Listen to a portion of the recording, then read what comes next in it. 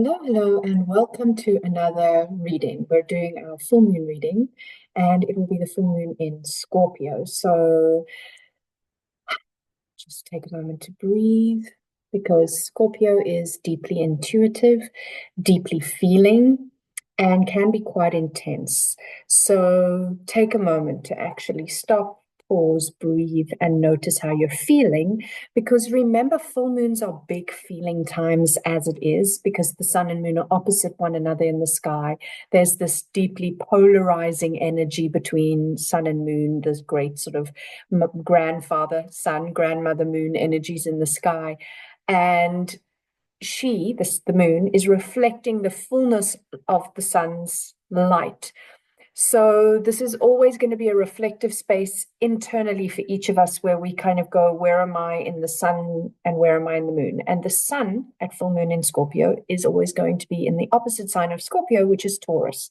So we have the sun in the space where he's very much about the sensory world, being grounded, being slow and steady, wins the race like a tortoise, and just very tactile, sensual, tapping into what is pleasurable and lovely, what tastes good, what smells good, what feels good.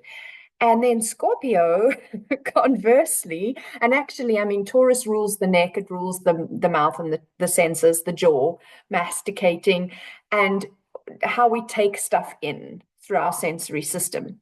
And then we have Scorpio, which rules the rectum and the genitals. It's how things leave. So they start, your food, as a prime example, comes into your mouth, leaves if it's not been absorbed by your body through the rectum.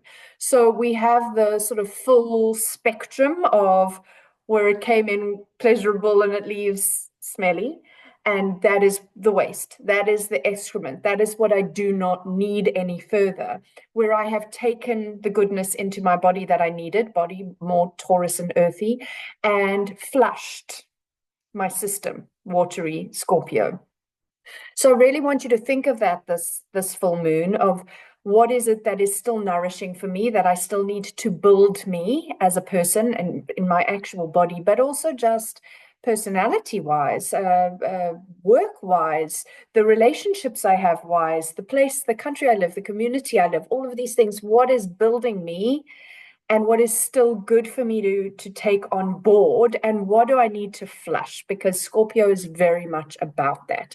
And obviously, let me share the screen, but obviously when we are ready to release things or flush things out of our system, it can be hard. It smells bad for a start, if we're going back to literally the digestive system. Here's the chart. Yeah, it's not always a pleasurable experience to let things go. I mean, you can think of a romantic relationship. In the first flush of the romance, everything is just so wonderful, and you've got your rose-tinted glasses, which is very Taurus. Everything you just want to be with that person. You always want to look your best for that person. You feel so good when you're with that person. And then at the end of a relationship, for anybody who's ever come out of heartbreak at the end of a relationship, whether you were the ender of the relationship or whether you were on the receiving end of that, it is devastating. It doesn't feel good. It's heartbreaking. But at the same time, that old adage, better to have loved and lost than never to have loved before. Would you have forfeited the entire experience if you knew that it was going to end? And I think that when we're in the flush of the heartbreak, we might all say, yes, I wish that I wasn't feeling what I'm feeling now. But when you get through it, you can see all the gifts that came from that relationship, even though it had to end. And then also we tend to get to the realization of, and this was actually the best thing for me, for us, for the relationship, whatever, because we just changed, whatever the reasons are. Now you get to see the gifts of the challenge that is the release. And Scorpio can be a little challenging like that, right? So here we have the Scorpio full moon happening at 22 degrees and 12 minutes of Scorpio, which means the sun is opposite that at 22 degrees and 12 minutes of Taurus. Now, this is also the last time that the sun is going to conjunct Uranus in Taurus. Uranus takes about 7 years in a sign. So this will be about the seventh. I mean, I haven't gone back to check this perfectly, and the slow outer planets do tend to vacillate a little. So maybe there was an eighth one, or maybe there was only six, but let's just call it seven. So as he takes 7 years to get out of a sign, and the sun comes back to the same place every year, so the sun's come to Taurus for the last 7 years, whilst Uranus has just been in Taurus. The sun comes back every roundabout May, so end of March to later May. So here we are having our very, very last opportunity for the sun to meet Uranus. And remember that Uranus is all about breaking paradigms. So again, it's kind of like that, the shock of the new. Uranus has the shock of the new kind of feeling. And when we think about Scorpio being like flushing, releasing, shedding, getting rid of, and shedding is an interesting one because we are in the year of the snake, and one of the totems for Scorpio is the serpent. So it's extra opportunity for us to tap into the year of the snake in Chinese astrology, and to do the shedding that we actually have to do all year. But we'll have a little extra oomph to shed if we choose to. And oftentimes we need to choose to, because if we don't choose to, it happens to us in a way that feels more aggressive. And one of the planets that can make that feel like that is Uranus.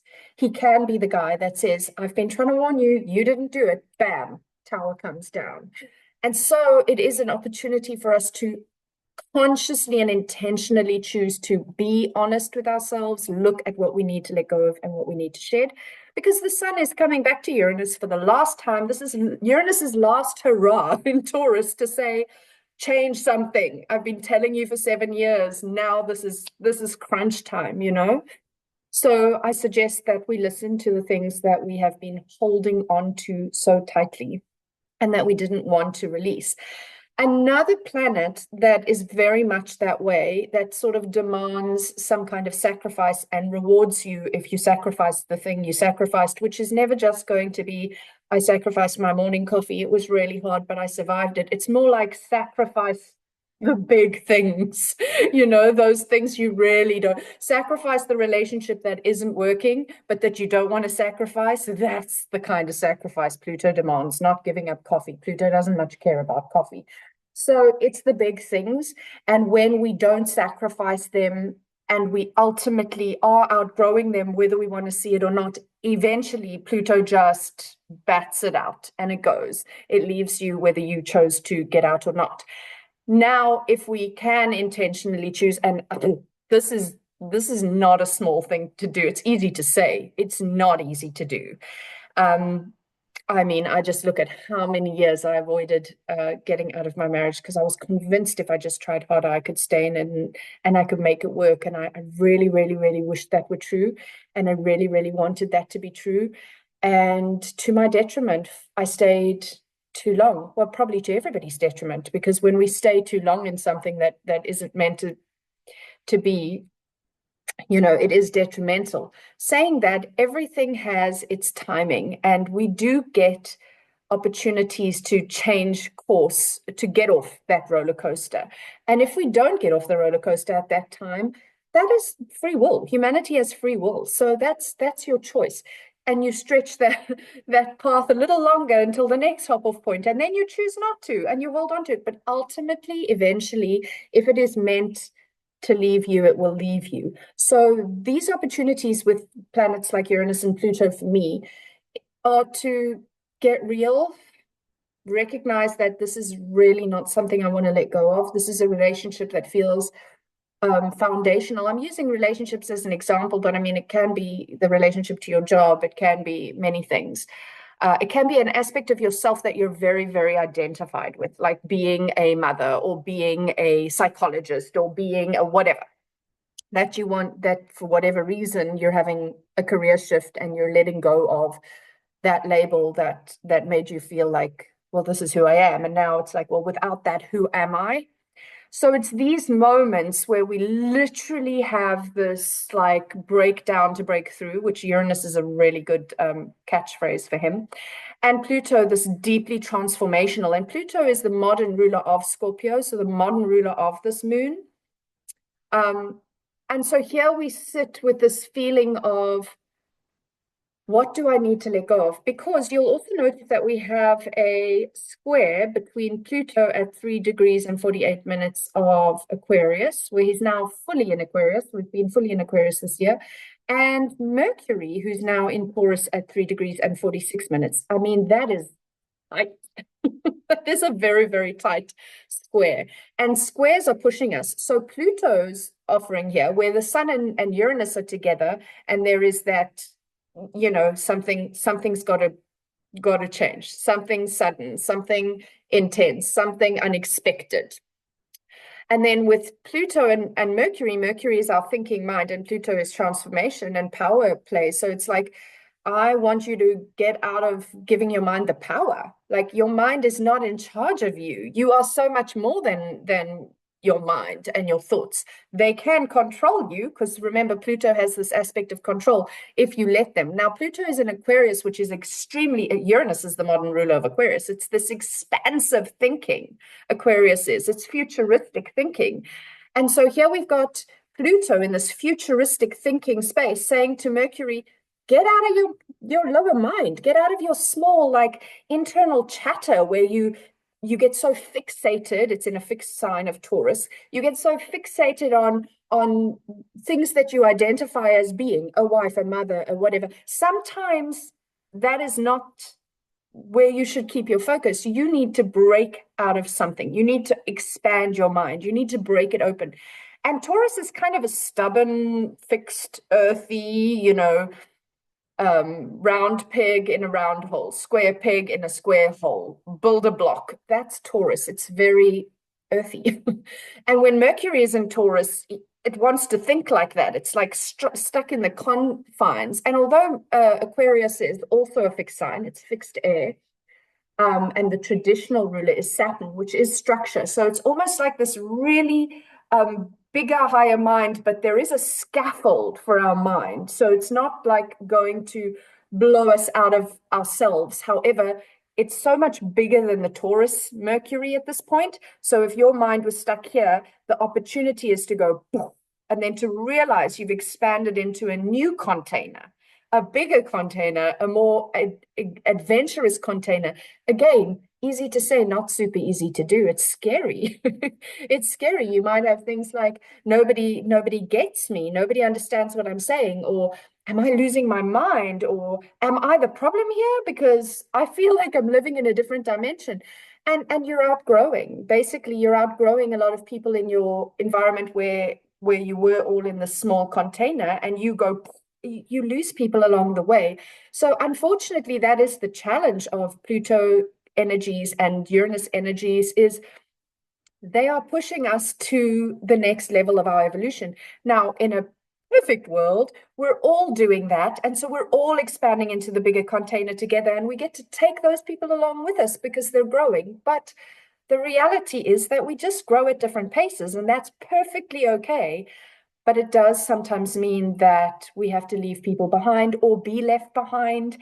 And even when we do expand into a bigger container together, it might mean that my expansion takes me on this path and your expansion takes you on that path, and we grow away from each other. So Scorpio, being an extremely intuitive and psychic sign, very much linked to transformation, shedding the shit, getting rid of what no longer works for you, leaning into the deep inner knowing, being prepared to go into the depths of your soul and your psyche, even if it hurts, even if it stinks, even if it's just rough, because you know that somebody's got to clean out the sludge. Somebody's got to look at the things that have been hiding in the deep, dark underground, the shadows, and then we can recognize that maybe some of those things are just gems that have been covered over with sludge, and we can bring the treasures up to the surface. And that's what Pluto does. He gives you the gifts. I mean, Pluto in myth is the god of the underworld. He has all the riches underground, all the gold, the diamonds, the rubies, the emeralds. And when you when you sacrifice without being forced, he's so grateful, because I always think Pluto gets a bad rap, and he's actually one of the gods that I feel is a lot more benevolent and generous than we give him credit for, just because he's the ruler of the dead, basically. And I think that he's so relieved when he doesn't have to go into his role as the punisher, or the one who lords over you and threatens to kill off parts of your life. When you actually do that yourself, he's so happy. He's like, oh, thank God, let me give you this treasure chest, because I didn't want to come down hard on you. It's just in the job description. I don't love that part of my work.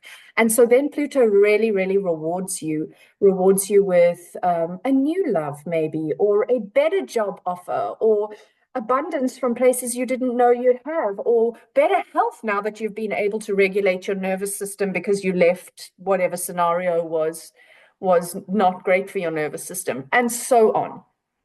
So I feel like this full moon is very much an opportunity for us to explore where we've been transforming, and to push a little bit more through the places that we've been hitting barriers and blocks, because it is a fixed energy. Aquarius is fixed, Scorpio is fixed, Taurus is fixed, and Mars, the modern ruler of this full moon, the traditional ruler, sorry, Mars is the traditional ruler of Scorpio, is also in a fixed sign. So we've got both of Scorpio's two rulers. I mean, they're opposite each other, but it's a wide opposition, because Mars is already at 11 degrees. But by sign, they're opposite each other. Sun and moon are opposite each other. So there is this deep, like, where are the spaces? Where are those stubborn, fixed resistances that we aren't wanting to push through? And we're right there. I don't know if you've ever seen this meme of the guy that's digging through a tunnel underground, and then he just gives up. But the picture shows you that he was almost there, and he had just like one or two more hits with his axe, and he would have broken through into this treasure cave. It's kind of that. I feel like we're there. We're at that point where it's so like, I'm exhausted and I'm ready to give up. And I get that. I really do, very viscerally for myself as well. But it feels like maybe it's just one more, or two more, or five more, or 10 more hits, and we'd be through. And if somebody could tell you 10 more huge hits and you'd get through, was like when I was delivering my first son, I wanted somebody to tell me how many contractions. And my doula said 100. Of course, she could never have known that. And I knew that I was like so exhausted and struggling and had nothing left. And when she said 100, I counted for the next five, and then I was over that. And then I just, obviously, you're in it till you have a baby. But I needed in that moment to know. So in this moment, if I could say to you, you have 100 more hits and you'll be through, and that's what you need to buoy you through that challenging space, and just keep going through those barriers, then I hope that can help you with that. The other thing is, about Mars, is he is finally, finally, since like I think late October last year, 2024, finally out of his retrograde and out of his shadow at this point. And so after this very long struggle with movement, struggle with forward movement, Mars now has this momentum. And remember, that's how we get things done. So a lot of the reason that we have this like utter, like, I just can't do it anymore, is because we've had, what is that, like 6 months plus of this, oh, it's not working. I can't get it to work. And that's because Mars has been retrograde. But now he's no longer retrograde, but he's just there. So we maybe haven't started to recognize that we've got more forward momentum than we thought. So keep bashing through the tunnel. It's worth bashing through the tunnel. And then, of course, Venus is the last one. I mean, at this point, Mercury, he went into his retrograde last, but he retrogrades so fast, compared to Mars and Venus, that he's already like way past his retrograde, and he's into the next sign, and he's moving fast, and he's totally not forgotten, but he's moved on. Whereas Venus, who did actually start her retrograde before Mercury, and they retrograde at the same degree range, she is only now, at this point of this lunation, almost out of her shadow. So I think it's 9 or 10 degrees.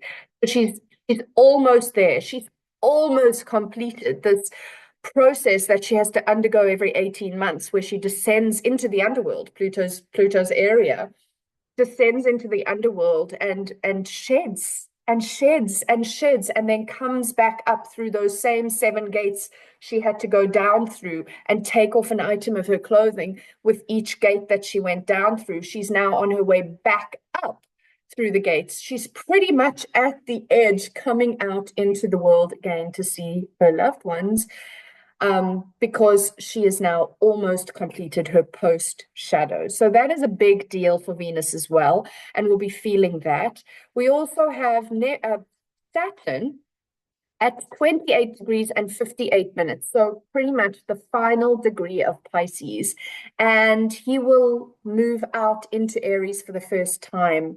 I think it's later this month, but then move back again into Pisces. And next year, both Neptune, who's also in the very early degrees of Aries now, they both retrograde back into Pisces. And then next year in 2026, I think it's in February. I'm sorry, I didn't write these dates down before recording this, so I'm just trying to go off my memory, which could be wrong, so don't quote me.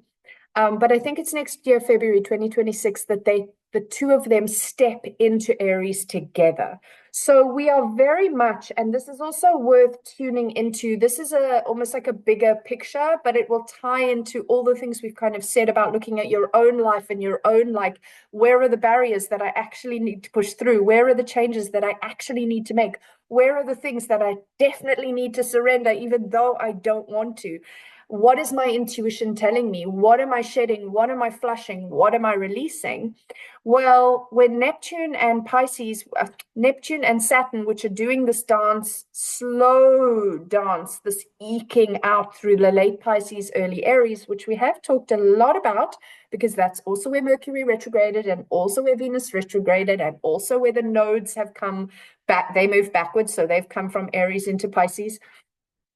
This space is very much being like molded and played with, and Pisces being liminal and uncertain, and like the wisdom that comes with age. It's death and dying, but also birthing, because we are dying in our bodies. If we're going with physical death, we are born into what comes next. If we're being birthed as a baby, we are dying to what came before. We are dying to the life in the womb. And we are dying to just being a soul with all the space that we needed. And we're dying to that, to get squashed into a small little form that we can't even get to operate for a good while in our life. We have to be forced out of this safe, comfortable womb space into the bright world. It's intense. And Saturn is all about structure and form. And Neptune is all about dreams and the liminal spaces, the imaginal. And so they're very different. So we have an inhale, expand, Neptune. Where could we go with this? Whoop. And then we have the exhale, contract, bring it together. Let's just make this real, of Saturn. And they're doing this dance. I mean, they're already in it, but it's going to intensify from now until about February next year, where they are getting closer and closer to each other, because Saturn moves faster. So he's starting to catch up to Neptune now, and the storyline is crystallizing between complete, expansive, liminal, imaginal dreaminess, like how do we create a new world, into this is how. We put in the scaffolding, we put in the structures, we do the work, and we get it done. And that's Saturn. So it's a beautiful moon for us to play with the personal evolution and also the collective evolution. Both are very, very, feel very connected in this space. We also have Jupiter coming through the last degrees of Gemini, and we'll move into, is it late June? Again, sorry, didn't write these down, but within the next month and a bit, I think Jupiter is moving into Cancer. So remember that Jupiter in your sign brings abundance. So if you are Cancerian, or you're Cancer rising, or even if you have a Cancer moon, that's going to bring a lot of luck and abundance and joy to you. So I am a Gemini, and that my sun is at 26 degrees. So Jupiter's been in my sign for a year. He spends about a year in a sign, but he's only coming to my sun now. And then I know that I have Mercury in Cancer, so I'm going to have like my mind might get some lucky new ideas or expansion or healing or whatever it may be when Jupiter comes into Cancer. So you don't just have to look at your sun, moon, or rising. If you have any Cancer planets, if you've had any Gemini planets, and then it's a year in every sign. So every 12 years, you will get Jupiter moving into your sun sign, your rising sign, your moon sign, etc. So it's a nice thing to watch because that is a space in your life where you can lean into trusting that there is this abundance and benevolence coming your way. Okay, I'm going to stop. I hope this has been helpful, and I'm wishing you a beautiful full moon and listening to your intuition. Stop the share. And if you're interested in any personalized readings or connections, please look at the link below this. And thank you for your likes, shares, comments, and subscribes. I've enjoyed doing this reading for you, and I hope you've enjoyed it too. Have a great month.